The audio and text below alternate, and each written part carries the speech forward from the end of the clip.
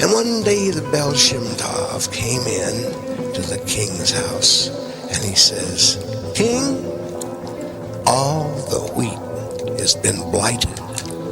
All the grain that we're going to be bringing in this year has been infected with a fungus that turns people crazy when they eat it." And the king says, "That's terrible, that's terrible. If I'm going to be the king and know how these people in my province are feeling, shouldn't I go crazy with them? But you and I will make a mark on each other's foreheads. So when we see each other later, we will know that we chose to go crazy, whereas everybody else is just crazy." See, it was my ambition to really liberate the world. Why not? I mean, why settle for anything less? And I have a sense of humor about it. I know the odds are against me, but we only have a few years here. Let's try to leave this spaceship a better place.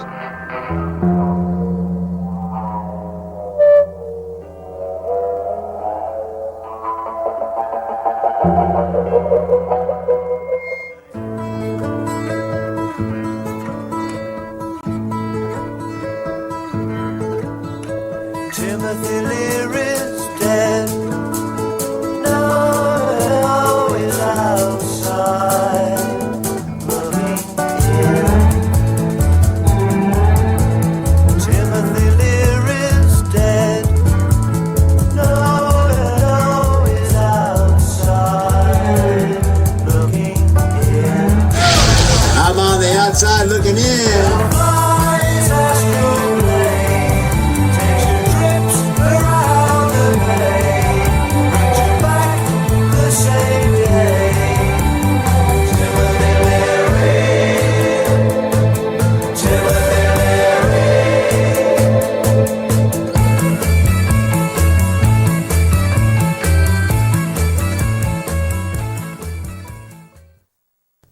In the early 1960s, the CIA began Operation MKUltra. They were trying to find the perfect mind control weapon through a psychoactive drug known as lysergic acid diethylamide, or LSD. The CIA knew very little about LSD in the 60s. It was invented in 1947 by Dr. Albert Hoffman. He found that it had a remarkable effect on the mind. The CIA thought they could keep the LSD phenomenon secret.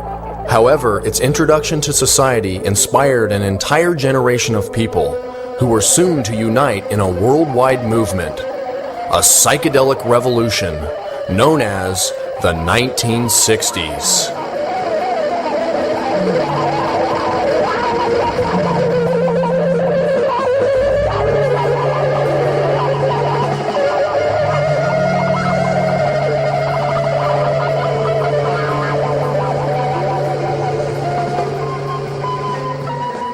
In this revolution emerged two men, two psychedelic pioneers. One was a psychologist, a Harvard professor, who became a radical thinker. One was an athlete, a wrestler, who became a famous writer. Both men led the same revolution and became more than allies. They became good friends. Hello, I'm O.B.Babbs. The 1960s was a time of consciousness expansion, questioning authority, and being in the now. Both of my parents were original members of the Merry Band of Pranksters, a group who drove a bus to the forefront of the 60s revolution. During their trip, they forged a unique relationship with Dr. Timothy Leary, the pioneer of psychedelics. Leary lived his entire life urging that you are the owner and operator of your own brain. In 1995, a year and a half before his death, Leary was diagnosed with terminal prostate cancer. But the news didn't slow him down. The grandfather of consciousness welcomed dying as the last frontier and ultimate trip. This is the story of Timothy Leary's last goodbye and reunion with Ken Kesey, his old prankster friend and psychedelic counterpart. Both men were revolutionaries, inspired by a phenomenon that arrived on the doorstep of the 1960s, a phenomenon known as LSD. LSD is the most powerful substance that the human being has ever developed for influencing the mind. I've used the comparison of nuclear energy or a fissionable material. I think that in the right hands and with scientific and disciplined and hopeful people, it will bring about changes. Most people come back from an LSD trip and they say, there's only one word you can use. Wow. Timothy Leary had already led a full life before he discovered LSD at age 39. He was born in 1920 and grew up in a suburb of Boston, Massachusetts. Throughout high school, Leary challenged the philosophy, "Never do that which, if everyone does, will do harm to society."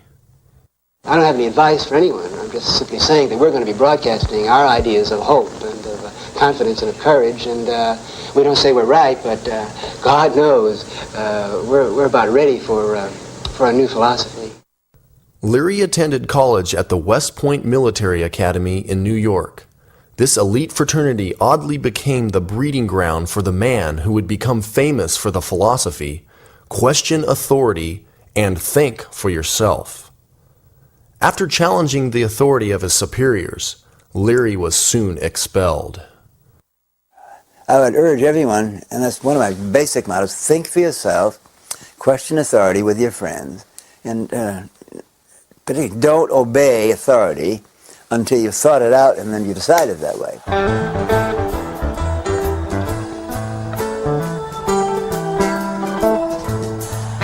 After Leary received his PhD in psychology, he accepted a job to teach at Harvard University.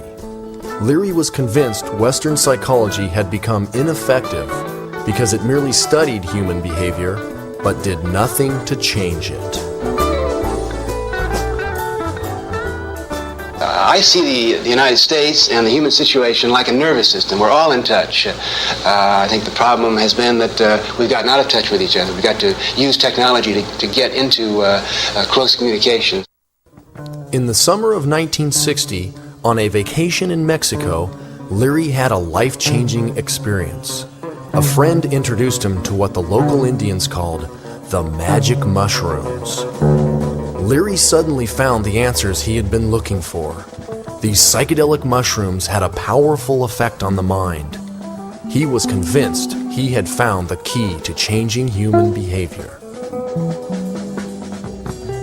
Leary returned to Harvard with his research colleague, Dr. Richard Alpert. They had the psychoactive agent in the mushrooms called psilocybin synthesized into a small pill.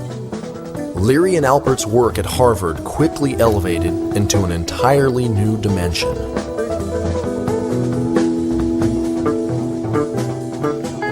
For the last 6 years, I have taken LSD and other such drugs regularly. I consider it a part of my spiritual practice, just like I would go to church once a week.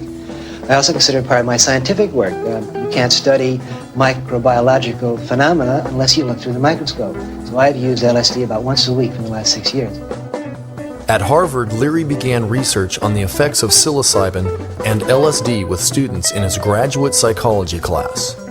He and his students took the drugs together and analyzed the results. I probably push my nervous system as much as any human being living. I've taken LSD over 500 times, and I've experienced a wide range of these biochemical and neurological possibilities. I think I'm the strongest, sanest person around. The Harvard administration did not agree. In 1963, Leary was dismissed. It had been a century since Harvard had fired a professor, the last being Ralph Waldo Emerson, who was fired for telling students to leave the church and find their own God. Leary gladly left, claiming that his research was too advanced for the Harvard squares. Our avowed aim is, of course, to bring down the American empire. It's completely materialistic. It's completely devoted to the pursuit of automobiles and television and, of course, metal and steel power throughout the planet. Leary was determined to continue his psychedelic work outside the rigid halls of academia. In 1963, he founded the International Federation for Internal Freedom, known as IFIF. Leary believed that internal freedom was the principle of having the liberty to travel one's own mind, one of the last frontiers of human discovery. In Millbrook, New York, millionaire Peggy Hitchcock let Leary use her family's estate to continue experiments with psychedelic drugs. Here, Leary wrote The Psychedelic Experience with his colleagues, a manual describing how to explore the human brain through the magic of LSD. Leary and IFIF's new philosophy gained international attention. He called the LSD experience a trip, an adventure taken into the depths of the mind. His psychedelic retreat became a mecca of new understanding and consciousness. Artists and philosophers from around the world came to trip with Leary at Millbrook. William Burroughs, Allen Ginsberg, Jack Kerouac, and beatnik legend Neil Cassidy. Everyone came looking to find answers to all the questions. Then, one day, a man came posing questions to all the answers. His name was Ken Kesey. I came out of the University of Oregon, the prettiest little boy you've ever seen. I didn't smoke, I didn't drink. I went to Stanford on a Ford Foundation fellowship. And while at Stanford, I was given the opportunity to go to the Stanford Hospital and take part in the LSD experiments. Ken Kesey grew up outside Eugene, Oregon. He was an all-star wrestler in high school and college. He studied the creative arts and acting. Kesey then attended the graduate writing program at Stanford University. To support himself in school, he volunteered to be a human subject in secret experiments that were part of the CIA's MKUltra operation. At the Veterans Hospital in Menlo Park, California, Kesey was given a plethora of psychedelic drugs, specifically LSD. The experiments were held in the hospital's insanity ward, giving Kesey the inspiration to write the famed novel, One Flew Over the Cuckoo's Nest. But Kesey wanted a medium more powerful than the written word to inspire society. He and his friends united to be known as the Merry Band of Pranksters. While Leary called his group IFIF, each of the pranksters had their own names. One in particular, my dad, Ken Babbs. Hey, it's the Intrepid Traveler here. We from the West Coast, we're known as Is. That's the Intrepid search for inner space. My mother, Paula Sunston, was also a merry prankster. Her name became Gretchen Fetchen the Slime Queen. Ken Babbs also attended the graduate writing program at Stanford with Ken Kesey, where their lifelong friendship began. Soon after, other friends joined up with Kesey in what would become the most legendary adventure of the decade. And we were on the beach at a place called San Gregorio in California. And that's also the night that the Merry Pranksters, as such, were born. That's when Ken Babbs started referring to us as the Merry Band of Pranksters, Intrepid Traveler as Merry Band of Pranksters. And we were tripping and went outside, and there was a tree full of fireflies, just twinkling like mad. And we stood there kind of at the tree, and suddenly those fireflies all began to twinkle in time with each other. Pong, pong, pong, because that was the vibe we were getting on, and those fireflies says, hey, let's join in. In the spring of 1964, the pranksters bought an old school bus and painted it in psychedelic colors. The plan was to travel across the country, looking to discover new realms of consciousness. The name of the bus and its final destination was Further. For the trip, the pranksters brought along a 16mm camera and shot thousands of feet of film in what would become the world's first psychedelic movie. I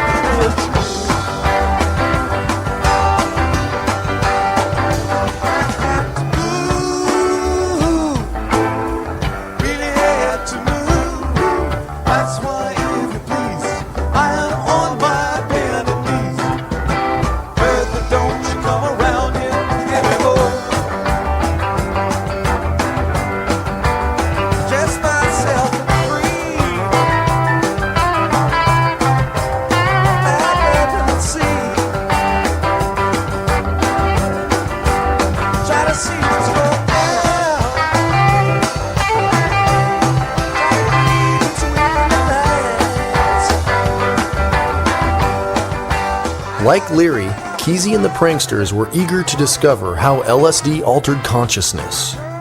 The news of Leary's radical research had already spread to all corners of the world. Tim was obviously famous. You know, Tim was obviously famous. I mean, he's written many books. He was the man. He was the man in front of the LSD movement. You know, Kesey was a big man in front of it, but Leary was the man. He's the guy that really... Turn on, tune in, drop out was, major headlines everywhere. People were terrified of him. The straight people were terrified of him, and he was very big impression on the youth at the time. If anybody was, and he'd hate me for saying it, he was the messiah of the movement. At Millbrook, Leary held psychedelic sessions with small groups of people. Kesey and the Pranksters had an entirely different idea. Out in San Francisco, Ken Kesey and his group, it was very democratic. It's called the acid test, and there'd be 1,000 people. When we heard that at Harvard, 1,000 people, how was it possible? Ken Kesey having 1,000 people dancing naked with the Grateful Dead in San Francisco using LSD. I could see that was going to change public perception of it. What is going to be the theme of your meeting? It's going to be a graduation ceremony and a commencement exercise, essentially for the heads. And other people that would like to know what the heads are doing. Are you going to tell what's bad about LSD? Not necessarily. Will LSD be in evidence at the graduation ceremony, Ken? Why don't you guys come? Kesey and the Pranksters posed a question to the psychedelic community. Can you pass the acid test? Come on, baby. Kesey was really good with words. This is one of his things. The notion, the name, the acid test was something that he came up with. The idea was, we're going to take acid. We got a bunch of it. We were doing these events where we'd all a bunch of us friends would get together Saturday night. Other friends would show up, and we'd do whatever anybody felt like doing. Try to do something artistic, performance-wise. We'd try to entertain ourselves, rather than just stand around and be entertained by hallucinations. We were trying to actually do stuff. What the Merry Pranksters were doing was making a movie about whatever was happening in the now. They packed their projectors, microphones, wires, lights, and instruments onto the bus, drove to a rented hall, set up, and waited for the audience to arrive. But the audience soon learned they weren't there to watch the show, they were the show. It was called the acid test. In this scene of the Prankster movie, my dad, Ken Babbs, becomes the narrator. Well, this is the all-pointed head again. Up in Communications Central. The debris has been cleared off the stage. We've taken a slight break from the hectic activities. And during the milling around period, I see that the band has gotten their equipment together and everything seems to be operating. And with a little more relaxing atmosphere, everyone is settling back for some music.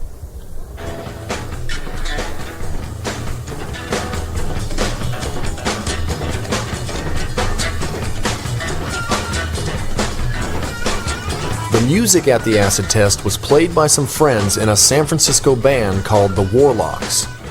They featured a harmonica player and singer called Pigpen.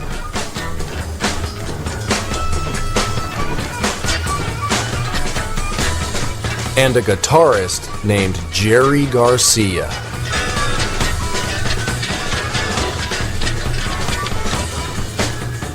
The Warlocks later became the band the whole world would come to know as the Grateful Dead.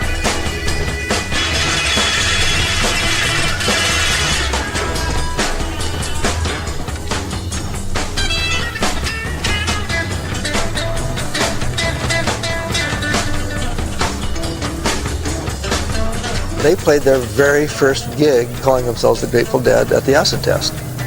And it was one of those things that during the week, Jerry had come up with the name, and we all thought, hey, great name.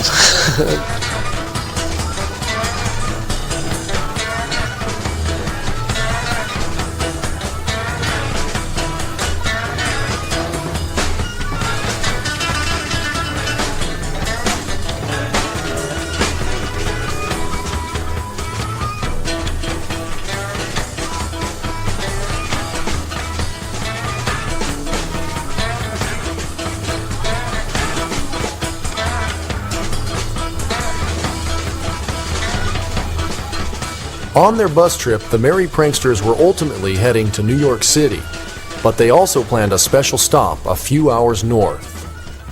At the wheel of the bus was Neal Cassady. He was a legend of the Beat generation, along with his good friend and writer Jack Kerouac. In Kerouac's novel On the Road, the hero Dean Moriarty was based on Neal Cassady. But Cassady's real claim to fame came from driving the bus across the country with the Pranksters. Hurry up, we must prevent that crime. Oh, hurry up, we'll get there in the nick of time. We will be there, we have got a kerosene there. We're gonna be way tonight. No, I don't know. Yes, I think so too. It's a coach. No, it's a moat. Once more the hordes invaded the western coast. But I say it could, it would, it should, it could. We ought to be there. With Neal at the wheel, the Pranksters charged out of New York City and headed north to Timothy Leary's Millbrook mansion. Kesey's plan was to unite the psychedelic tribes of East and West. This day in July soon became psychedelic legend. Tom Wolfe wrote a book on the Pranksters' bus trip called The Electric Kool-Aid Acid Test. On the Millbrook meeting, he wrote, "Everyone was waiting for the great meeting of Leary and Kesey. Word came down that Leary was upstairs in the mansion, engaged in a very serious experiment, a 3-day trip, and could not be disturbed. Kesey wasn't angry, but he was very disappointed, even hurt. It was unbelievable. This was Millbrook, one big uptight piece of constipation. After all this." Well, physically I was ill, so that I couldn't party as much. I came down, and there's photographic evidence that Tom Wolfe was full of shit, because there I was grinning my ass off, is that a bad metaphor? On the bus, with good old Dean Moriarty. Tom Wolfe's perspectives on life are very different from mine. I honor that difference, but he judges me through his own lenses. That's fine, he can do that.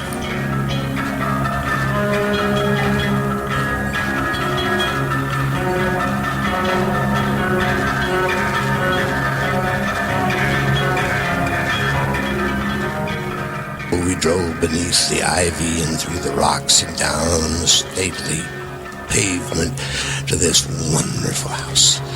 And when we got there, we realized that we were the last things they were expecting, and probably the worst things they were expecting.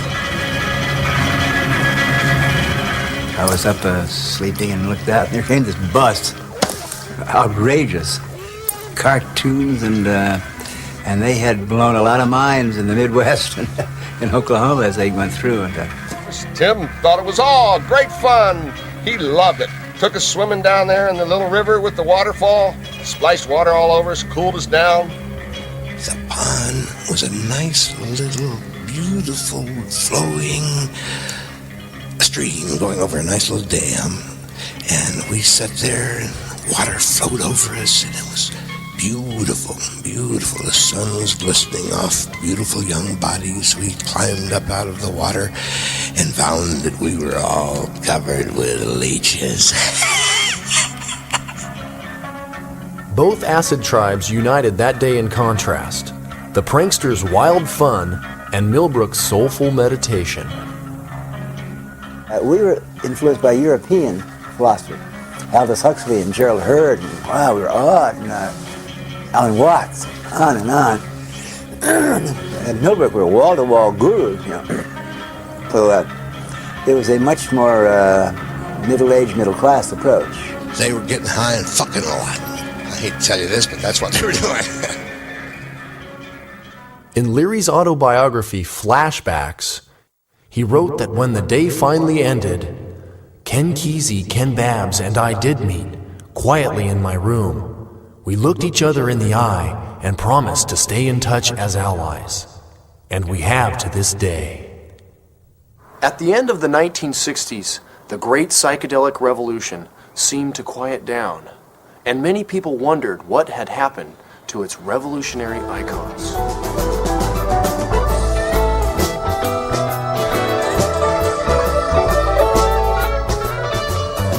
The Merry Pranksters bus found rest at Ken Kesey's farm outside Eugene, Oregon. And Timothy Leary was sent to prison. I'm in prison now because one evening I was in a parked car and a policeman came up to the car and opened the door against my wishes, made a pass at the ashtray and said, "You're under arrest for," I said, "For what?" He said, "For marijuana." I said, "What marijuana?" He reached in his pocket. He pulled out 2 joints that I'd never seen before, half joints, and said, "You're under arrest." After Leary was released in 1973, he moved to California and settled in the hills overlooking Los Angeles. Here he devoted the next 20 years to studying and promoting computers and cyberculture.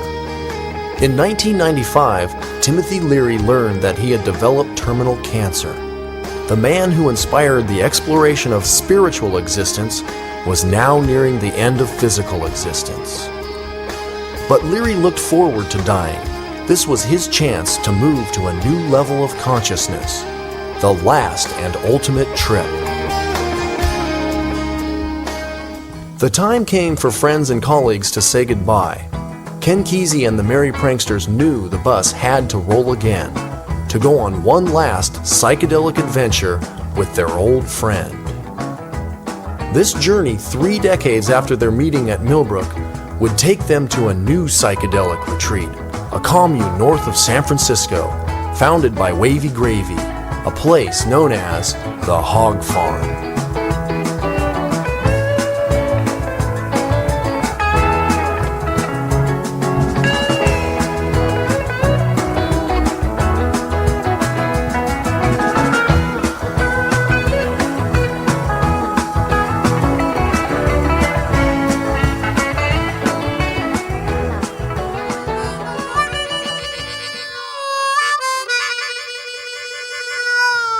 The 2 psychedelic gurus were reunited.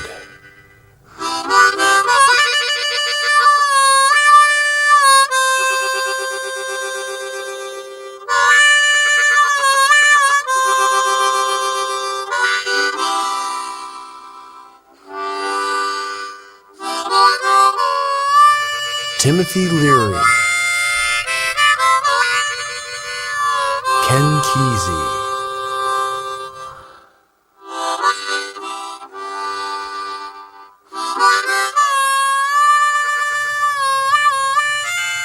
together again to go further.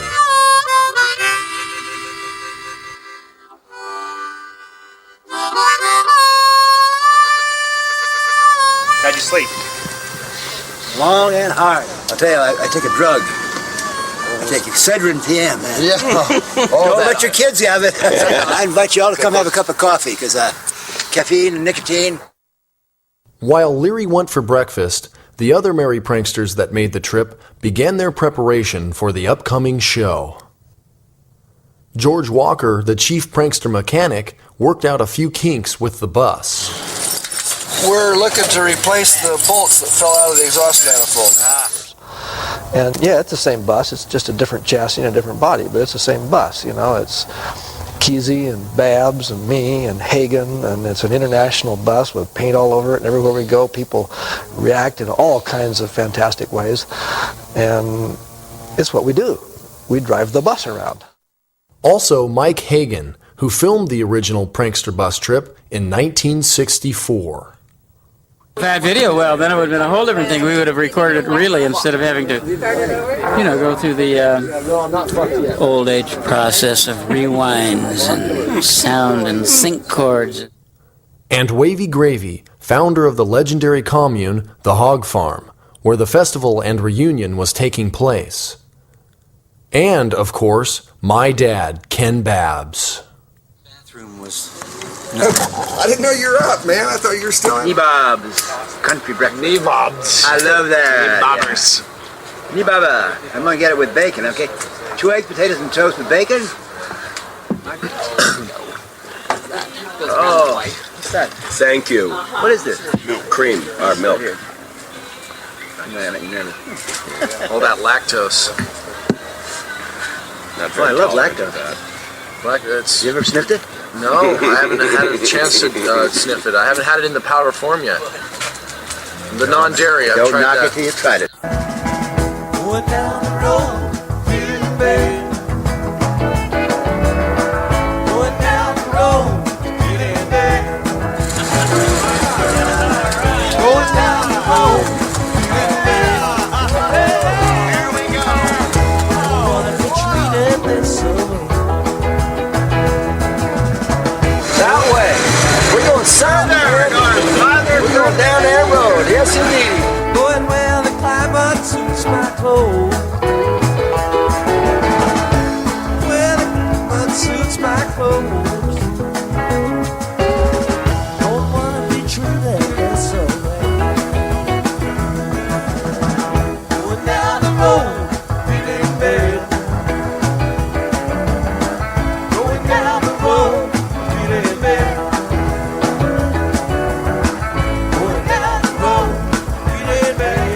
We're on the magical further bus from the 1960s, the Merry Pranksters. Almost the entire original crew is here.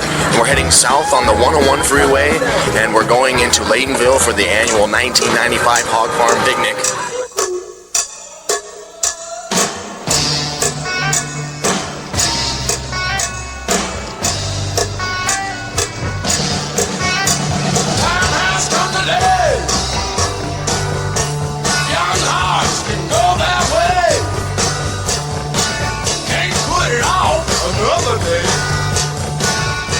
Let's get high. What others say. I've been loved and put aside. I've been crushed by a tumbling tide. And my soul's been psychodelicized. Everybody say time. On top. Let's hear some talk on top. Time. Time. Time. Time.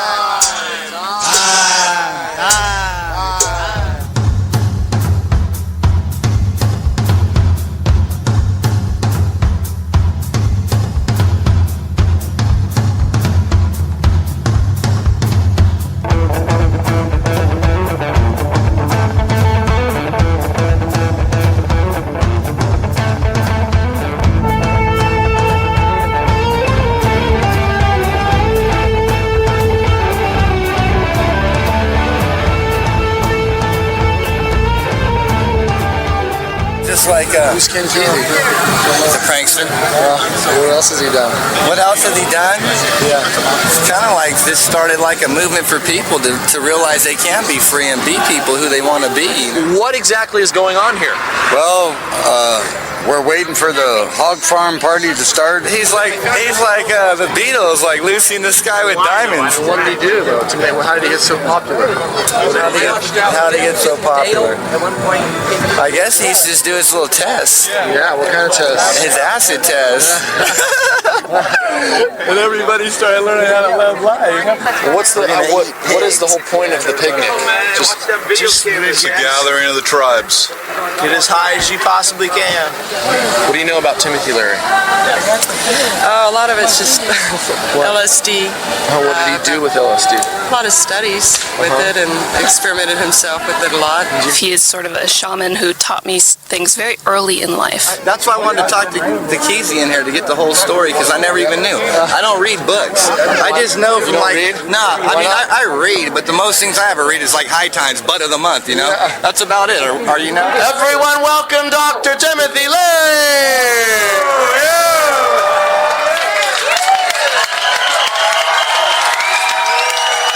This is another warrior, a great, great damn warrior for a long, long time, 30 years of fighting and then some. He's been there and he's been upbeat about it every step of the way. Well, there was a Moody Blues song that Timothy Leary's dead. No, I'm on the outside looking in. I'm going to be accelerating out pretty soon. Maybe 2 years, maybe 5 years, maybe 55 years. But what I'm doing is I'm living every day as though I were the last. And it's getting better and better and better. And this is a climax. We're so happy to be here. Thank you. We love you. Here's a poet shooting off a cannon. Yeah, right.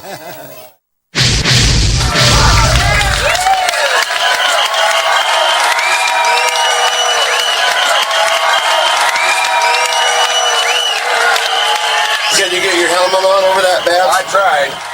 As the show went on, the Merry Pranksters dressed up in crazy costumes and prepared a final tribute performance for Dr. Timothy Leary.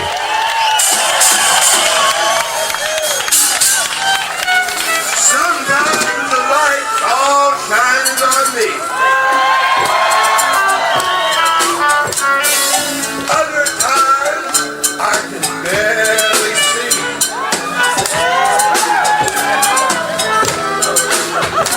But lately it occurs to thee what a glorious trip it's still to be.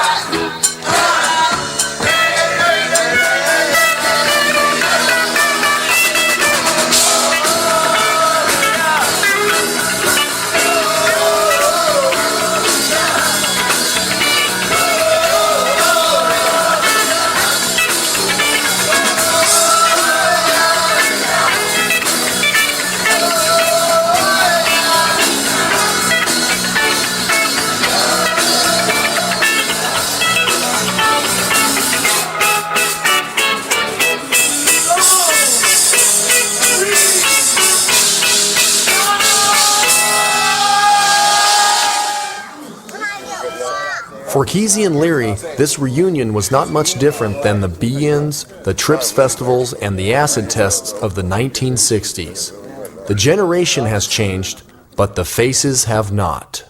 The great thing is that every single person you see here, their eyes are smiling. I know. Their eyes are smiling.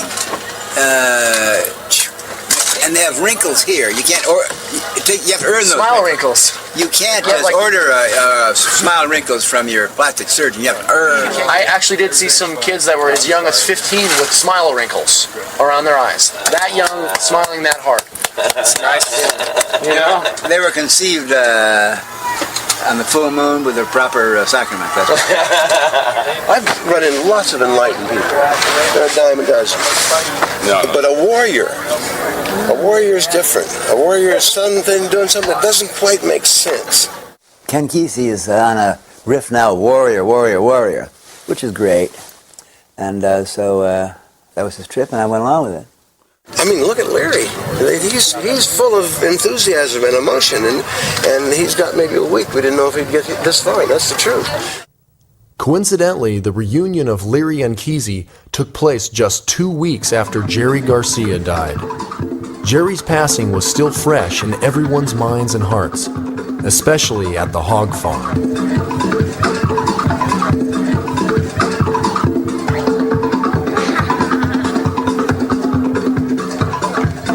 This is a warrior we're talking about. Rock and rollers are a dime a dozen. Guitar players are a dime a dozen. This is a warrior. Garcia has been fighting the battle for our souls and our hearts and our minds for 30 fucking years. This is a warrior. And the war is not over just because one of the generals happens to fall in battle. He would be very hurt if he thought that we were going to stop what we were doing just because he had died. You know, a lot of people don't get appreciated until they're gone. And I think that Jerry was appreciated in his lifetime, no doubt about it.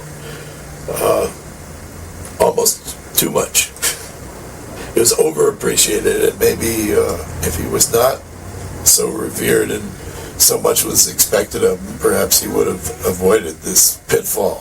Jerry was a very intellectual, thought-minded person. That's one thing about his music that's so interesting, is that there's so much thought in it. It's so deep. It's so deep that I think most deadheads may not even be aware of how deep it is. I love him. I think he's one of the greatest people we've known in the century. I got dozens of recorders. Well, this means the end of an era, doesn't it? So it's just the beginning.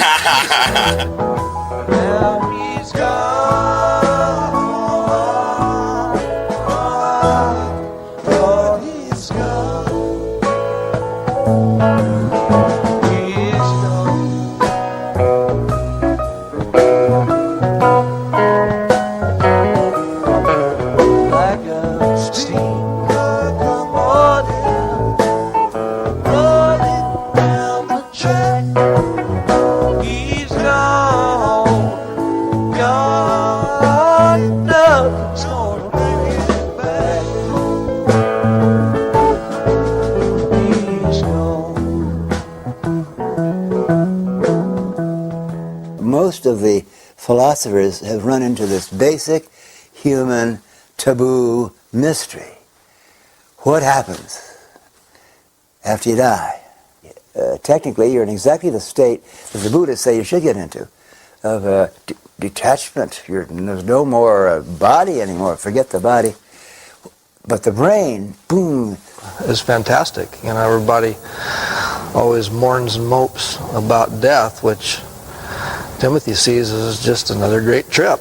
You know, move on to the next level and take the great one-way journey. You know, he's got a one-way ticket coming up to someplace else, and he knows that and is excited about it. He's looking forward to the journey with great anticipation and no fear. It's the last taboo, death, and it's going to crumble because one of the most important things you do in your life is die. How are you going to do it? I've been planning it, thinking about it, and learning about the possibilities for like 20 years in general, but in the since January when I found out I got my terminal notice, prostate cancer. And now I'm really thinking about it a lot. What Leary is doing, as shown in almost all of his life, is he's finding the edge of the envelope, and he's pushing it a little bit. And he has made the hole to light a little bit larger with every damn year that's passed. The more you know him, the more you realize this guy is an enlightened man, and as far out as psychedelics get, and yet he's completely traditional man who has believed in his spirituality. It just doesn't have a label on it, but nobody can doubt the fact that it's going on when you look into those strange little Irish eyes and hear the Blarney Stone peek out of your heart. Part of the key to getting anything real done is sticking with it. And Tim has certainly stuck with it over the years. I mean, he has not deviated from his deviations. And each religion has got their own way of making you feel like a victim. The Christians say you're our original sin, and you better, the way to just zip up your trousers and give the money to the Pope, and we'll give you a room up in the hotel in the sky. Well, I know where we go when we die, but it's nothing to be worried about. It's no big thing. It's like puberty. It's like being hit in the head with a ball bat. It's gonna happen. The idea is, are you gonna enjoy it?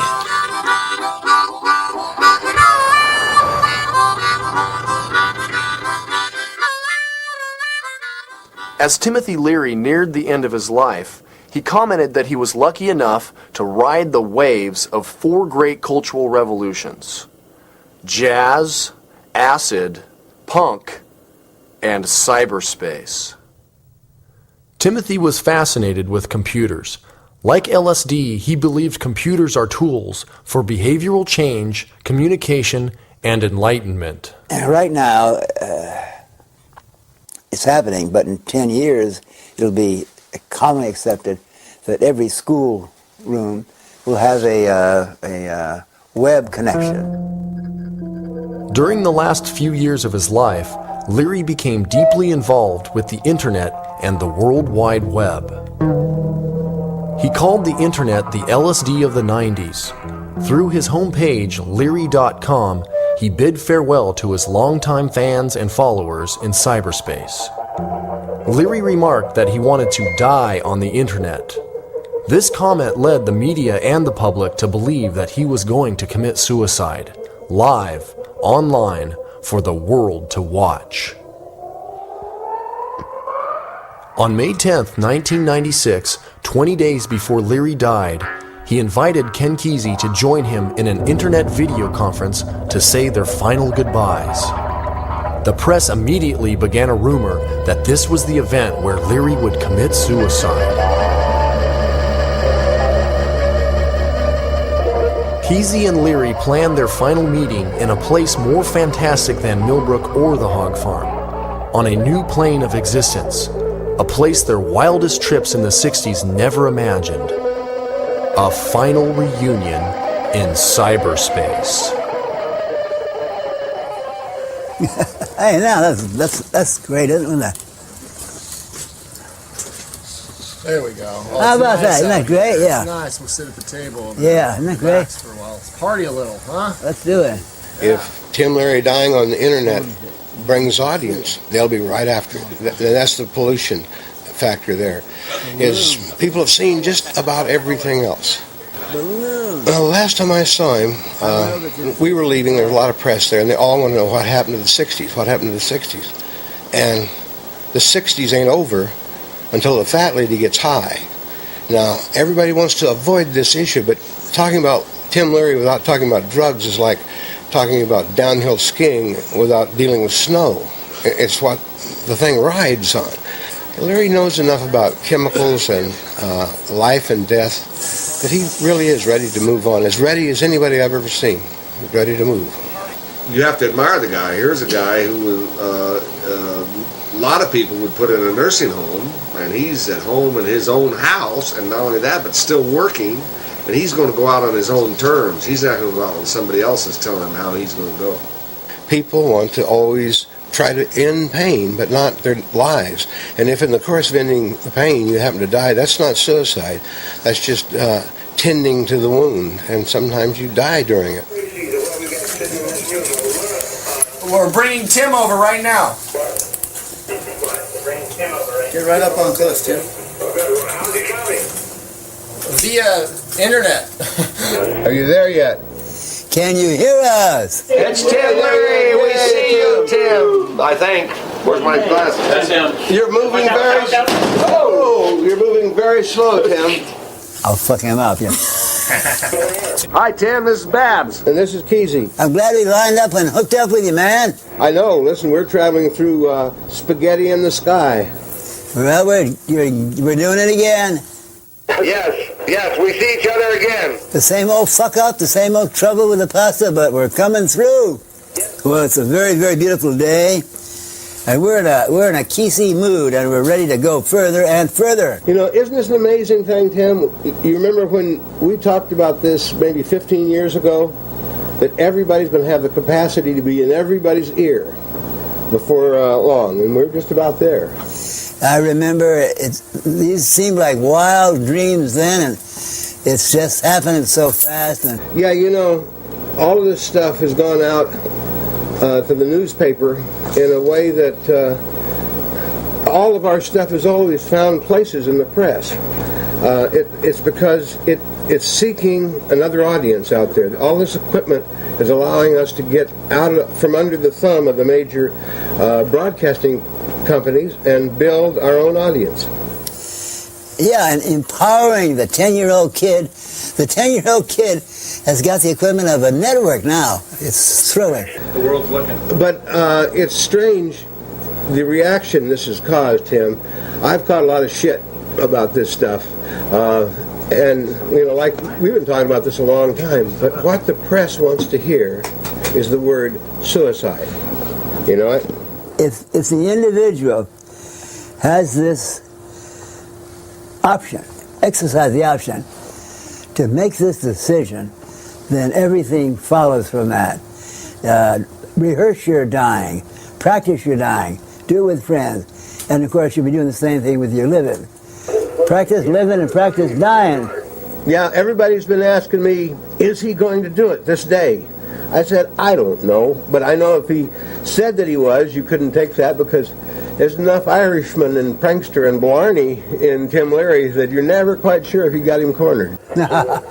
Tim, I bought this little bottle of old Bushmills here, hoping to get it down to you. We could drink it, but there's only about a half-inch left in it. All right, that's a great grain drink, man. That's health food. That's health food. Man. Irish whiskey is the best whiskey in the world. All right, well. Makes you want to sing and bomb the English. Yeah. Further. I salute you and your partners. You're the greatest guys around. Ken, you have enriched my life, and I take my hat off to you once again, my brother and my pal. Keep it going, brother. Keep it going.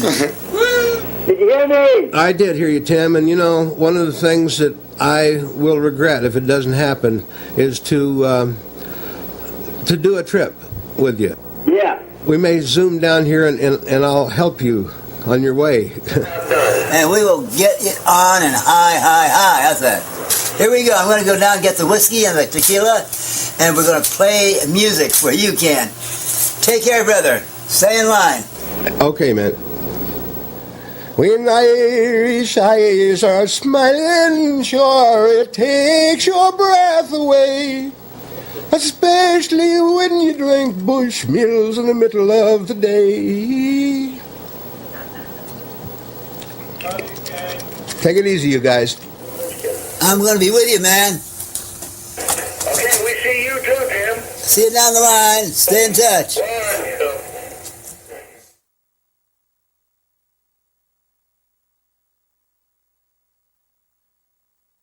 Good night, my brother, I say to you good night.